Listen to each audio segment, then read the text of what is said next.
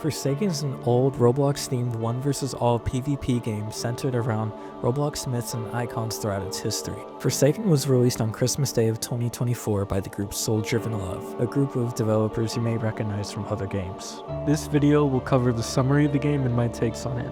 I'll be separating this video into 7 chapters. Chapter 1, Gameplay. Chapter 2, Survivors. Chapter 3, Killers. Chapter 4, Miscellaneous. Chapter 5, Bugs. Chapter 6, Balancing. Chapter 7, the latest update. And Chapter 8, my takes.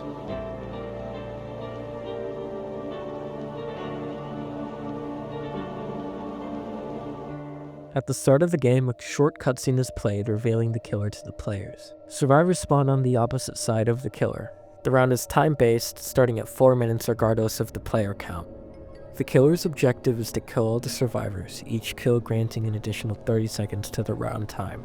Killers and survivors have their own unique passive and active abilities to make the game more strategic.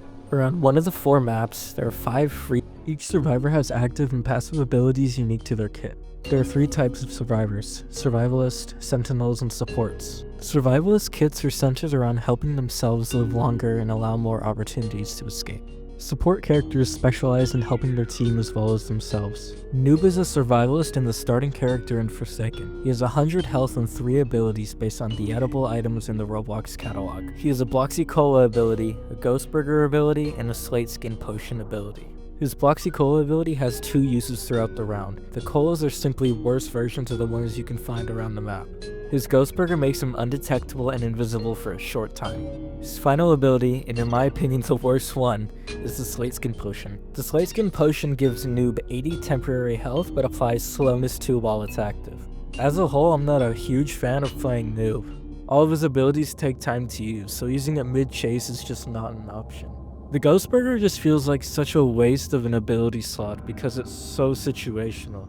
To me, the Slate Skin Potion feels kinda worthless, because the killer can just gain all of his lost ground on you. If you get hit while trying to use any of his abilities, they get cancelled immediately. Now on to the next character. Elliot is a support character portrayed as an employee from Dude One's work at a pizza place. Elliot has only 80 health, making him a really easy target if left alone. He heals his teammates with his pizza throw ability. Hence the name, he throws the pizza healing for 35 health. His pizza heals less and less for every additional Elliot you have on your team. Starting with 1 charge, Rush Hour gives Elliot speed 3 for 3 seconds, allowing him to outpace the killer. Elliot gains a charge of Rush Hour by successfully healing a teammate, with a maximum of 1 charge. I like Elliot because he's a very simple and fun character to play. Really, there's not much to say about Elliot since his kit is so simple, but yeah, he's pretty cool.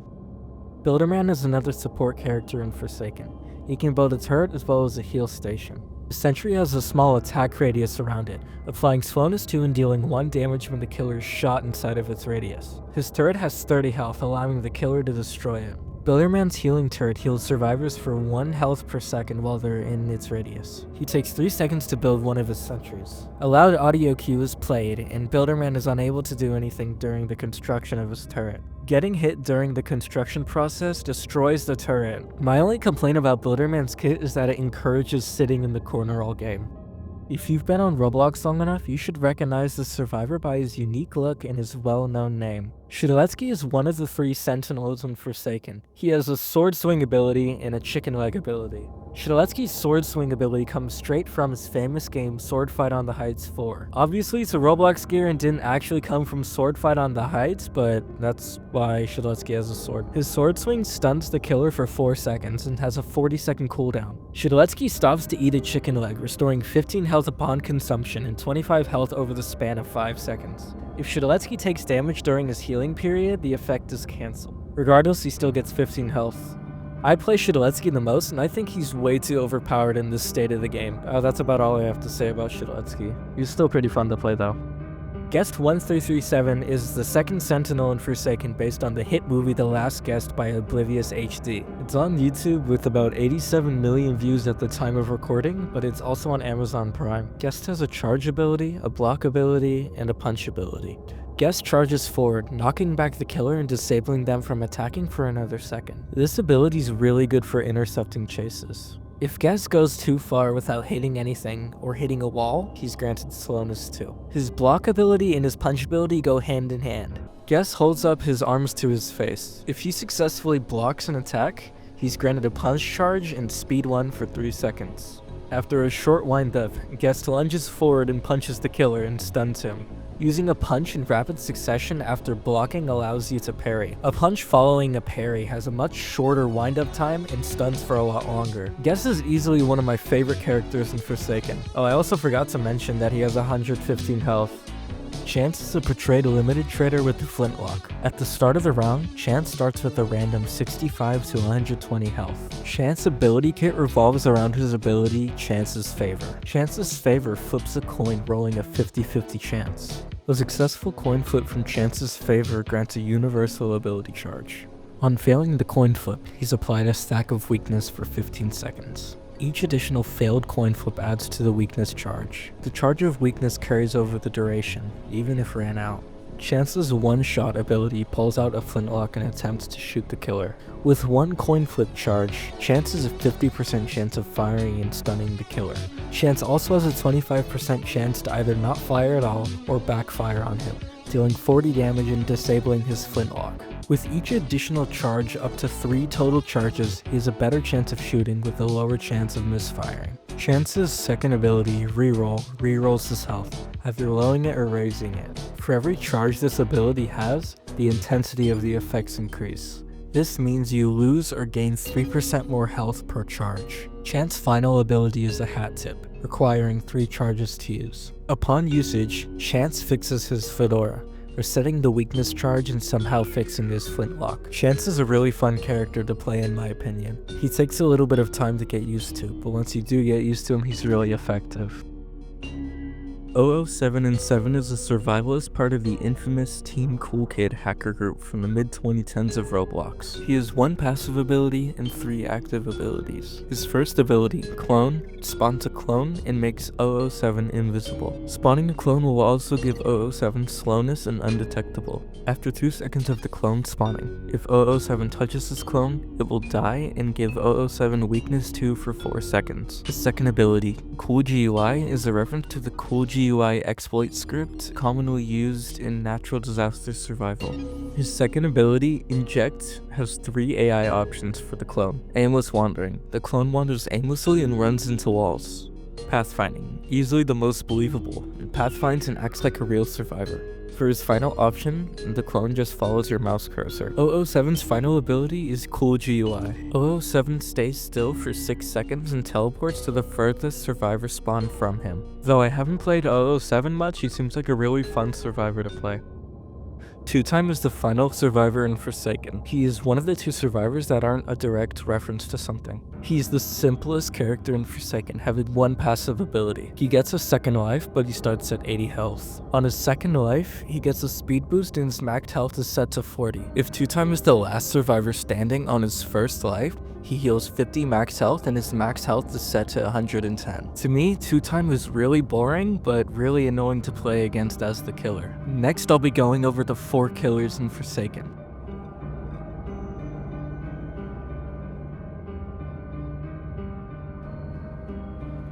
Jason is the starting killer in Forsaken, from the Roblox game Survive and Kill the Killers in Area 51. Survive and Kill the Killers was made in 2014 and has 1.6 billion views at the time of recording. A lot of people say that Jason sucks, but they just don't know how to use him. Jason has 1 passive ability and 3 active abilities.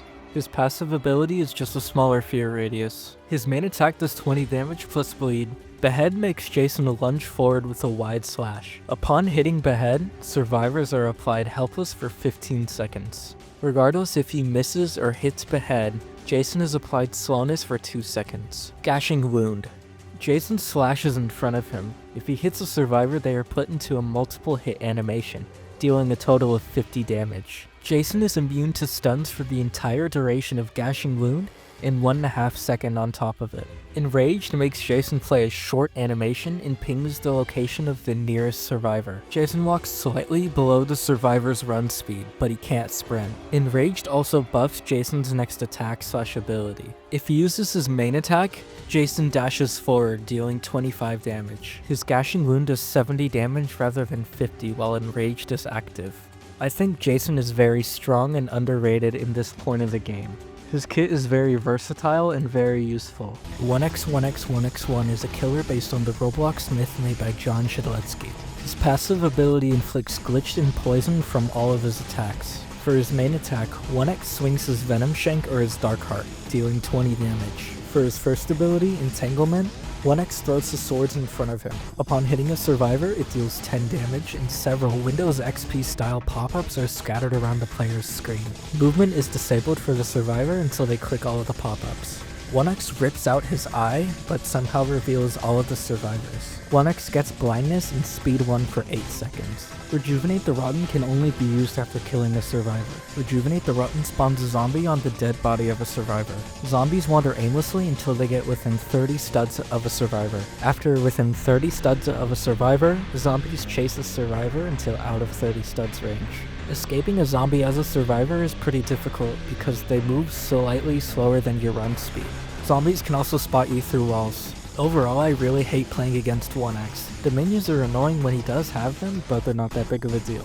The most annoying part about 1x is his entanglement. Due to its short windup, it's really easy to hit. Usually 1x gets 1 to 3 hits on a survivor that's been hit by entanglement. John Doe is easily the most technical killer in Forsaken, based off the famous myth of John and Jane Doe. If you don't know about the John and Jane Doe myth, essentially it was like, if you played on March 18th, then your account would get hacked. Obviously it wasn't true, but as a young child I believed it. Back on topic, he has 2 passive abilities and 3 active abilities. His first passive ability, Natural Malevolence, leaves a trail behind John Doe, inflicting Corrupted 2 on survivors for 3 seconds. His other passive ability, Unstoppable, gives him speed 1 if he's stunned longer than 2.175 seconds. His main attack does 30 damage with a 2-second delay and a big windup. This allows John Doe to one-shot both of Builderman's turrets. His first active ability is called Corrupt Energy. He plays a short animation and then fires 16 spikes in a line. You can direct where they go based on where you look. Each spike that hits a survivor up to 4 does 16 damage. Upon hitting a survivor with a spike, John Doe gets speed 1 for 7 seconds. The spikes act as walls to the survivor, allowing John to block off certain areas. His second ability, Digital Footprint, places a shadow on the ground, punishing the survivor for walking over it. The survivor is inflicted with slowness 2 for 15 seconds, while John Doe gets speed 1. During the duration, John Doe and the affected survivor's auras are revealed to each other. John Doe's final ability, 404 Error, reveals all survivors for 4 seconds. John Doe's my least favorite killer. For how open all the maps are, his kit as a trapper is not effective at all. I don't really have much to say about John Doe, but he's just not that fun to play. The final killer in Forsaken is Cool Kid. He's based on the infamous Team Cool Kid hacker group, and is associated with 007N7. His basic attack does 27.5 damage, with a short cooldown and a short range. Cool Kid doesn't have any passive abilities, but he has 3 active abilities. His first ability, Corrupt Nature, throws a stud break at the player's cursor position. On hitting a survivor, it deals 20 damage and inflicts slowness 1 for 10 seconds. During the duration, it also reveals the aura of the affected survivor. Corrupt Nature goes through walls as well as survivors. His second ability, Walk Speed Override, allows Cool Kid to quickly dash forward, dealing 30 damage and causing Burning 2 for 10 seconds, doing a total of 60 damage. Upon hitting a wall during the dash, it stuns Cool Kid for 2 seconds. His final ability, Pizza Delivery, summons 2 pizza delivery people, constantly walking around towards the nearest survivor at a slow speed. After hitting a survivor, the minion despawns and deals 10 damage and Burning 1 for 15 seconds. After some time, the minions despawn naturally. Cool Kid is the strongest and easiest killer to play. Though his entire kit revolves around mobility, he's still way too fast. I personally don't like playing against Cool Kid because he takes little to no skill to use. It's a really hot take because most of the Cool Kid stands are like under the age of 9, so most of the time bad players argue that Cool Kid is balanced because it balances out their skill. I'll go over that more in the balancing chapter.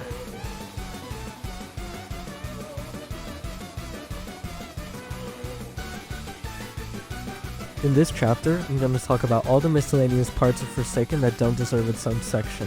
In Forsaken, every character has a leveling system. As the survivor, XP is awarded from doing generators, and for the killer, you can earn XP from getting kills. Universally, you can earn XP by successfully using abilities. You earn player points along with XP. I'll be referring to player points as money. Money is used to buy characters, character skins, and emotes. 100 skins and 30 emotes are present within Forsaken. Some characters have a mastery skin unlocked at level 25.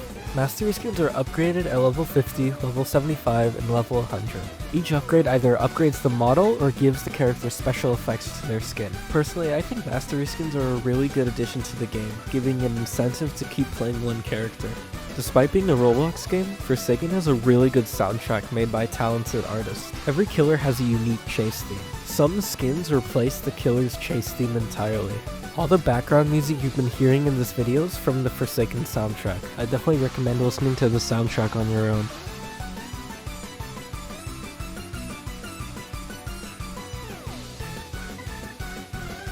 In this chapter, I want to talk about the bugs that hinder the overall quality of the game. Easily the worst bug in Forsaken is the ragdolling. Ragdolling absolutely ruins your chance at winning during a chase. Here's some clips of ragdolling. Oh dear, no, I'm missing the stupid thing. Luckily I got it. Holy shit. Well, because there's like practically no What the lag. hell? When you're injured as the survivor, you have a different running animation. Essentially, it acts as a ramp. I'll let the clip speak for itself.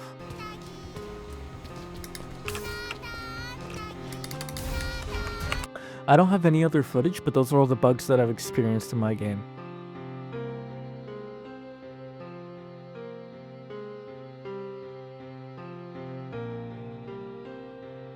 In this chapter, I'm going to talk a little bit about the balancing in a typical round. Generally, the balancing is mostly dependent on how many sentinels are in the game. This is due to the fact that you can chain stuns, preventing the killer from targeting one survivor. The game really encourages targeting as the killer.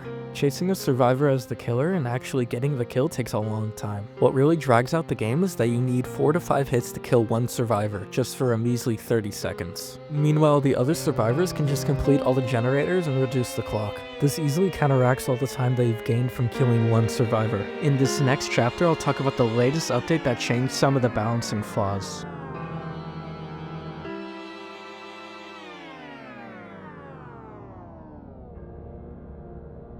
If you've played the game recently, you've probably noticed a fatal flaw. Some of the footage was recorded after the update. If you caught this, congrats, you deserve a pat on the back. By the time I got to this point in production, the new update had already been released. I thought I should mention what the new update covered. The 2.0.0 update made several big changes to Forsaken. 33 more skins were added, as well as a Builderman Mastery skin line. Also, a few more emotes were added, but I'm not too concerned about those.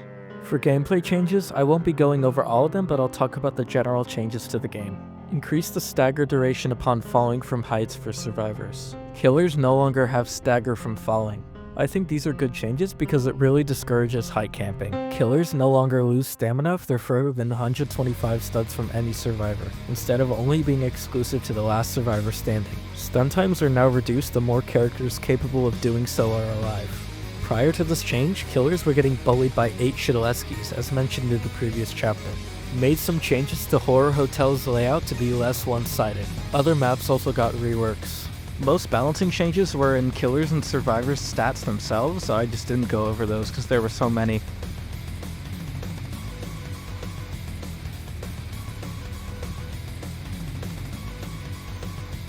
This is the final chapter of this video. In this chapter, I'll be suggesting my balancing changes to killers and survivors. Because of the latest update, some of my personal changes were actually implemented. Therefore, this chapter will be a lot shorter than planned. In general, after stunning the killer, allow the survivor to move sooner after swinging, shooting, punching. This fixes the issue with John Doe actually gaining on you when you stun him, due to his passive. And as a whole, this makes stunning feel a lot more rewarding for actually landing a stun on the killer. Shidaletsky should get a health nerf, considering that he can just heal off all of his damage within 5 seconds. As the killer, if you're a certain proximity away from Chance's gunshot, you won't hear it, even if it's being shot at you. The gunshot is completely silent, even if you get stunned by it. For Cool Kid, I would change his dash to have a little bit more of a windup. This discourages using it at a closer range, considering it's a lot more risky. If you're a mobile player or have gone against a mobile player, you know about the auto aim. The auto aim almost acts as a handicap for mobile players. It almost acts as ESP, considering that you can throw it backwards and behind walls without even knowing where they are. For 1x1, entanglement should have more windup, wall collision, and less pop-ups. Alternatively, instead of less pop-ups, allow the survivor to move slowly while in the pop-ups. I think Mass Infection should have a wider hitbox and allow him to aim vertically. I think his minions shouldn't be able to detect you through walls. They're also way too fast. Jason obviously needs a hitbox rework. Even the devs know the hitboxes are atrocious. They have a Sephiroth skin named Hitbox Accurate. Jason's raging pace is too overpowered right now, draining the survivor's stamina while keeping Jason at 75. Those are all the changes I would implement as a developer.